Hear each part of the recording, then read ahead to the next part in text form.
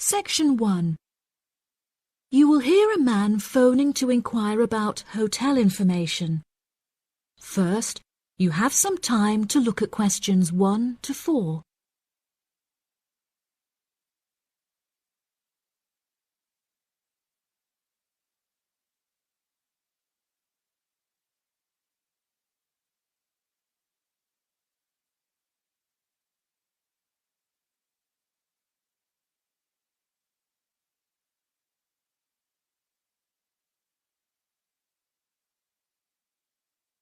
You will see that there is an example that has been done for you. On this occasion only, the conversation relating to this will be played first. Good afternoon. You're through to reception at the Island Hotel in Crete. How may I help you today? Yes, hello there.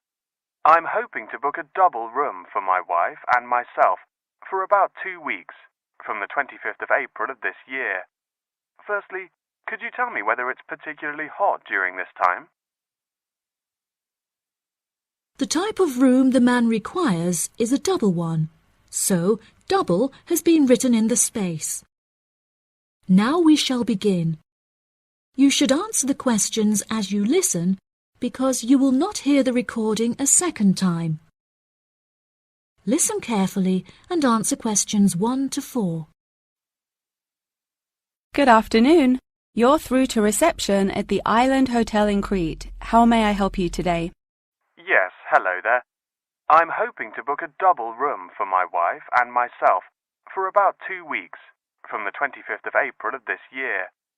Firstly, could you tell me whether it's particularly hot during this time? Yes, of course, sir. During late April and early May, the daytime temperature shouldn't exceed 19 degrees Celsius. But the weather has been rather erratic and difficult to predict in recent years, so I am unable to say for certain. Okay, that sounds good. My wife doesn't like going outside when it's very hot. I haven't booked flights yet, but I must say that I'm unfamiliar with Crete and its transport system. Does the hotel provide an airport shuttle service? Yes, sir. We provide a complimentary airport pickup service for all our guests. It takes about 40 minutes to get here from the airport, but it's at least 60 minutes at rush hours. And you will be provided with a fully air-conditioned shuttle bus. Okay, excellent. In that case, do you have any rooms available for the dates I gave you? I shall have a look on the system now for you, sir. Bear with me just a moment. Yes, sir.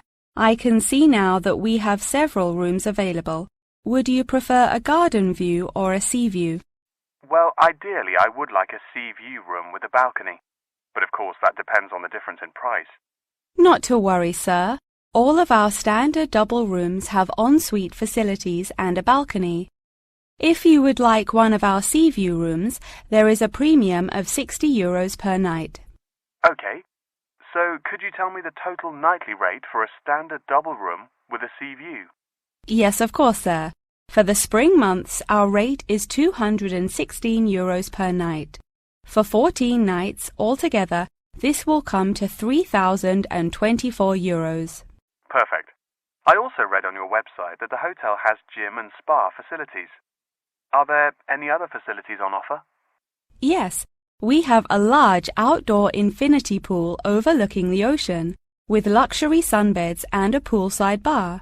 We also have 3 full-size tennis courts, where we run a popular doubles tournament, with the winner receiving 2 all-inclusive spa day vouchers. Goodness, I shall have to brush up on my tennis skills. Before you hear the rest of the conversation, you have some time to look at questions 5 to 10.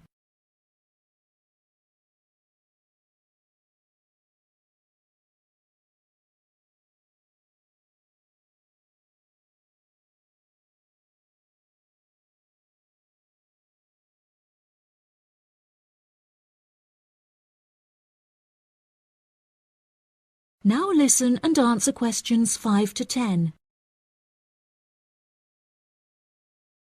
Are there any other activities organised by the hotel that we can partake in? It's just that it's our wedding anniversary on the 30th of June, and I would like to provide my wife with a perfect romantic getaway. I can assure you, sir, that your wife won't be disappointed. Ours is a 5-star resort, which is renowned for its luxury and beauty. In terms of activities, the hotel provides thrice-weekly entertainment.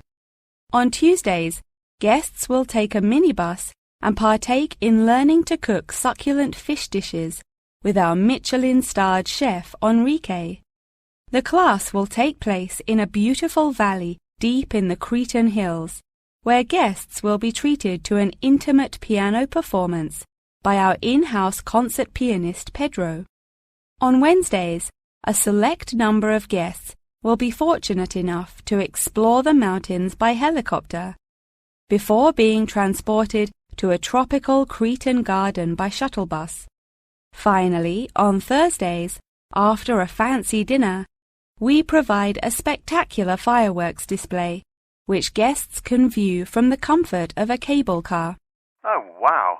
That all sounds absolutely wonderful. I shall book the room now, and then I need to look at flights so as not to become extortionate. Would you like to take my details now or later? That is the end of section 1. You now have half a minute to check your answers.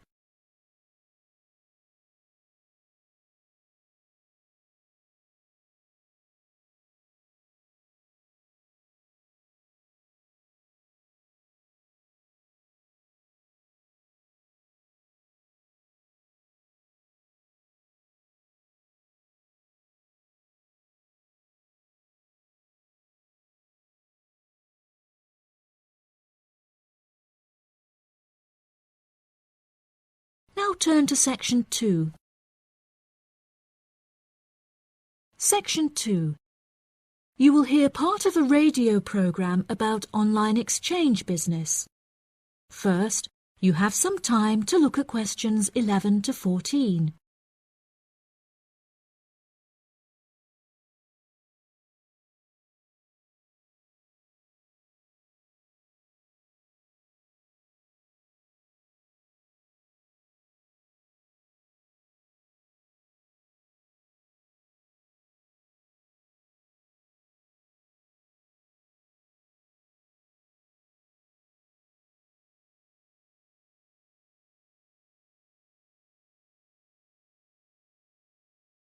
Now listen carefully and answer questions 11 to 14. Barter Online UK is a young, up-and-coming website in the United Kingdom where users can buy new and used goods. However, instead of paying with money, registered users instead exchange their purchase for an item of similar value. This part is perhaps the most complicated, as the registered users themselves must mutually decide on an appropriate value, with value either being the recommended retail price, RRP, or simply how much they believe the item to be worth. The website has been founded by a group of 4 friends in the north of England. Originally, they exchanged their belongings among family members. They frequently found themselves swapping their belongings when they no longer had any use for them. They live by the motto, "One person's trash is another person's treasure," and hate to throw things away. As more and more people caught wind of the idea and wanted to participate in the exchanges, the group decided that the idea had the potential to become a successful business venture, and so it did. Barter Online UK is a start-up online business, which took 3 months to set up, and has now been running for around half a year. Despite only being founded a short time ago, the website has already garnered about 1,500 registered users, with 500 more than expected, a huge achievement for the founders. Some of the users are registered in the United Kingdom and Canada, with the majority from the Republic of Ireland. In order to become a registered member, users must first fill in their personal details, followed by their credit or debit card details, which will be used to take payment of a monthly fee of £5. As long as this fee is paid, users will be able to perform an unlimited number of online exchanges. Before you hear the rest of the programme, you have some time to look at questions 15 to 20.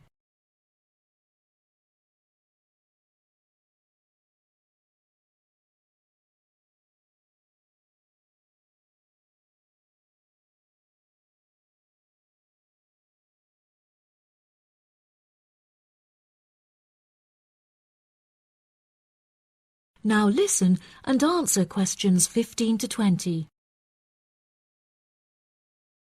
A multitude of items are sold on the website, such as textbooks, soft toys and tools. However, books for children and computer games are by far selected most. The exchange process itself is not as complicated as it might seem. Users can enter their preferences for what they would like to receive, and also explicitly state what they would like to give away, and the website will automatically pair up suitable users. If, however, a user doesn't want to give anything away, but would simply like to buy something, Barter Online UK does support a secure online payment system, where users can perform a normal monetary transaction. Despite this, the founding group strongly discourages the use of the online payment system, clearly stating that this goes against the intended ethos of the company.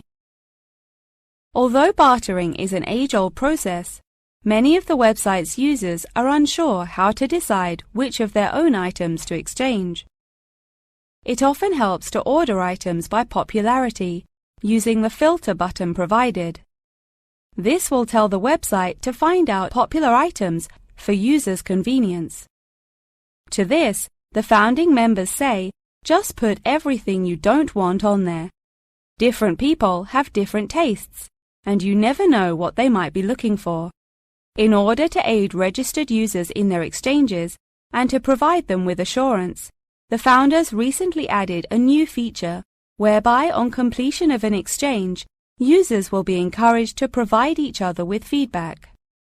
This feedback will include criteria such as the quality of the item as compared with how it was advertised, the ease of communication with the seller, the speed at which the item was delivered, and so on.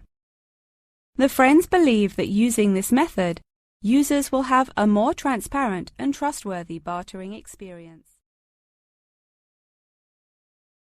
That is the end of section 2. You now have half a minute to check your answers.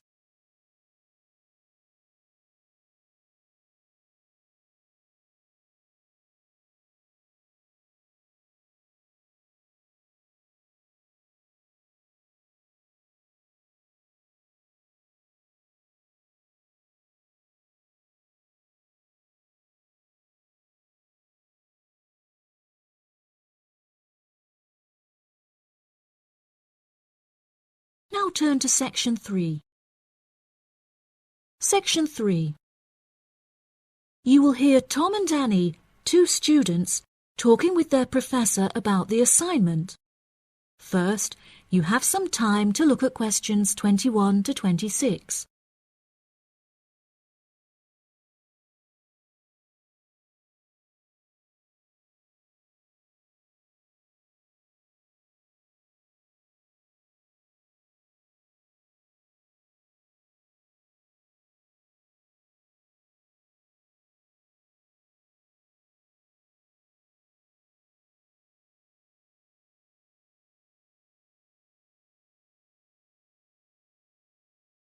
Now listen carefully and answer questions 21 to 26.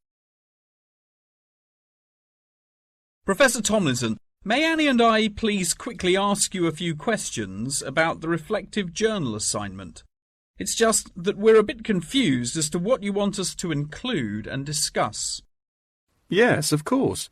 What are you having trouble with? Well, everything really. To start with, what should be included first in the reflective journal? Perhaps suggestions from others? No. Firstly, you should include the study goals you set yourself at the beginning of the module. This section should have been discussed in some detail towards the beginning of the course by Professor May. You should be able to find her suggestions on the slides she has provided the class online. OK, thank you, Professor. Could I also trouble you to take a brief look at my bibliography and footnotes? I feel like they're missing something. Most of our friends' bibliographies are longer. Well, looking at this, Annie, I can see that you have used a wide range of resources, which shows that you have made effective use of communication technology. As far as I can tell, you need not make any changes to this, although you might want to double-check that your referencing complies with the Harvard referencing style regulations. Oh, I'm very surprised you've said that. Thank you. Now I can set my mind at ease. Tom, you said you wanted to ask the professor about the achievements section. Ah, yes, Professor. In the assignment guidelines, we're asked to introduce and elaborate on our biggest achievement in the past, saying which skills we learned in the process and how these skills can be transferred to various different future careers. The only problem is that I don't know what my greatest achievement actually is. I've only ever worked as a waiter in a hotel restaurant during the summer holidays from university. If you worked as a waiter in a hotel restaurant, you're bound to have worked with other waiters as part of a team. Would you say that during your time as a waiter, you developed any leadership skills? Yes, well, I suppose I was asked to become the team leader of the food and beverage department, but that's hardly an achievement. You might not think so, but if you write that you were offered the position of the team leader, it shows a lot more about your character. For example, that you're charismatic and work well in a high-pressure situation. I never would have thought to write that down. Thank you. I guess I should start listening to others more often. Annie, do you have any more questions, or are you ready to go back to the library? Yeah, I think I've got everything I need. Thank you very much, Professor Tomlinson. That was really helpful. I'm actually starting to look forward to writing this now, and it should be a really useful exercise to prepare us for writing CVs and applying for jobs.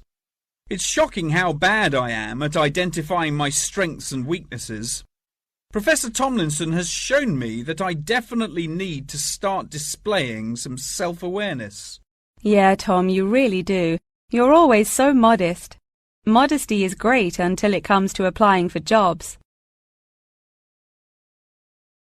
Before you hear the rest of the conversation, you have some time to look at questions 27 to 30.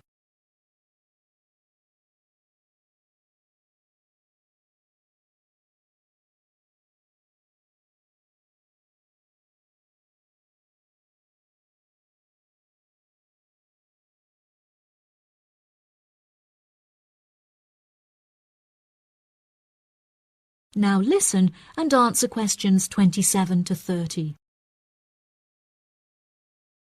Oh no! I forgot to ask the professor about the section on identifying the skills gained through different activities. Do you remember? When it asks you, for example, whether writing an essay develops your study skills or your independent learning and so on. Oh goodness, we really should have asked him that. I've been having trouble with it too. It just seems like such a pointless task. What do you reckon the answers are? I think writing an essay might be a way of identifying and resolving a problem, because you have to state the problem in the introduction and then solve it. I'm not so sure about taking exams. I thought they were supposed to develop lots of different skill sets. If I really had to choose, I'd say that taking exams enables you to become more confident in yourself. Do you agree? Maybe. I really don't know either. What do you think about the last two? Making class notes and presentation notes? Oh, it's so difficult. I think making class notes has to be a way of becoming a more independent learner, because you yourself decide what the important information is and learn it. That reminds me, I find taking presentation notes is a disaster. The professors speak much too quickly, and I write much too slowly. That is the end of section 3. You now have half a minute to check your answers.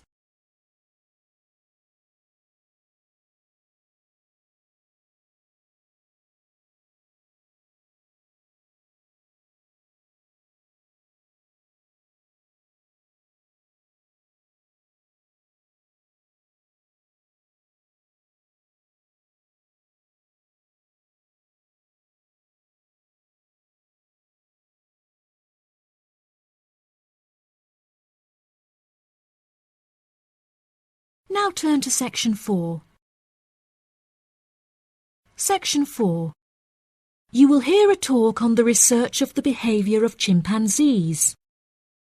First, you have some time to look at questions 31 to 40.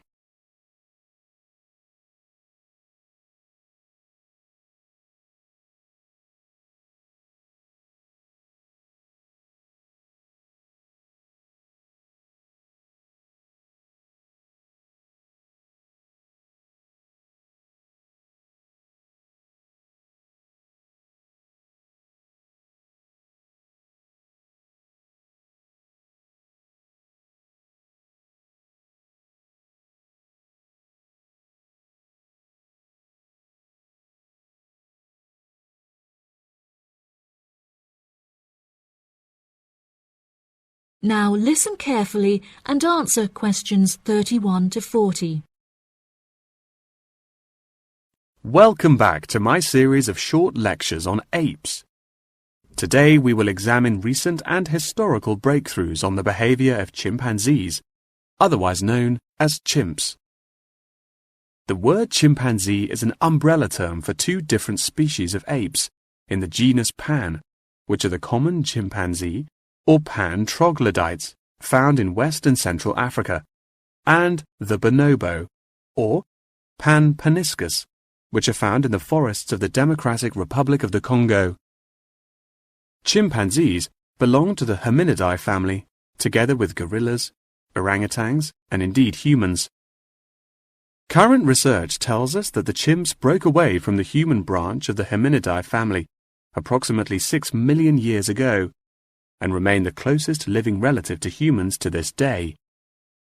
More modern researches into chimpanzees have centered on their behavioral characteristics, once all biological and genetic factors have been ruled out. In this way, scientists have unearthed an unfathomable amount of similarities between human and chimpanzee behavior.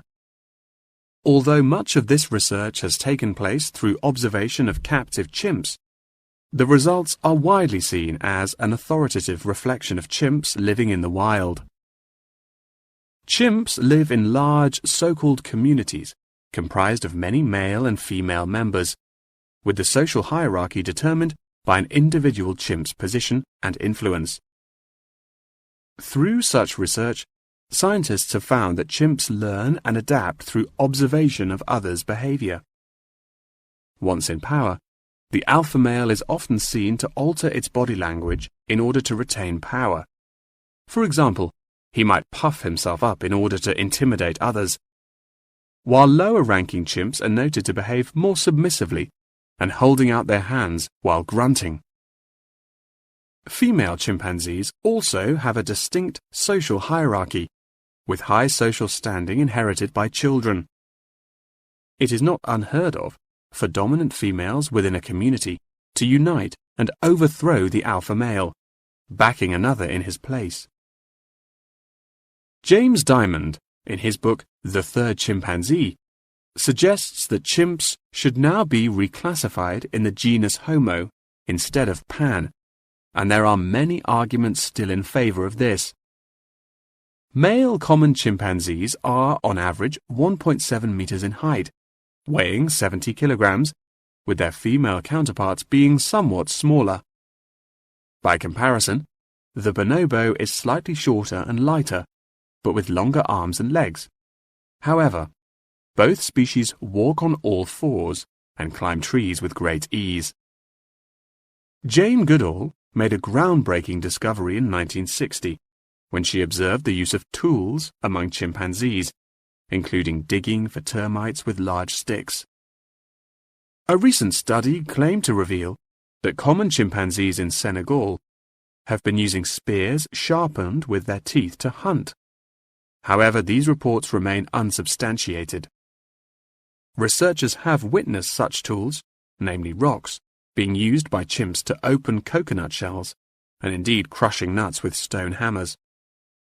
As scientific technology has developed, so too has our knowledge of the sheer extent of the chimp's intelligence.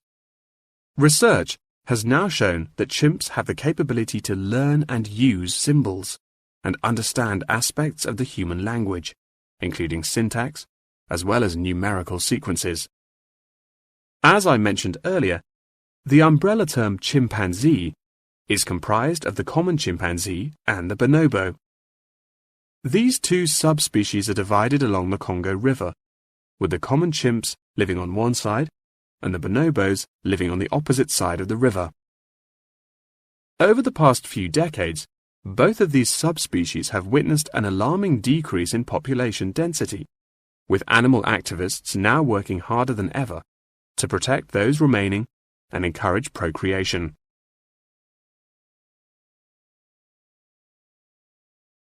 In addition, next week's episode will focus more closely on how chimpanzees in captivity are able to learn things through imitating the behavior of humans, as well as how chimpanzees' behaviors have developed over many generations. Thank you very much for attending this evening's lecture. I hope you found it intellectually stimulating, and I look forward to seeing you again next week. Good night. That is the end of section 4. You now have half a minute to check your answers.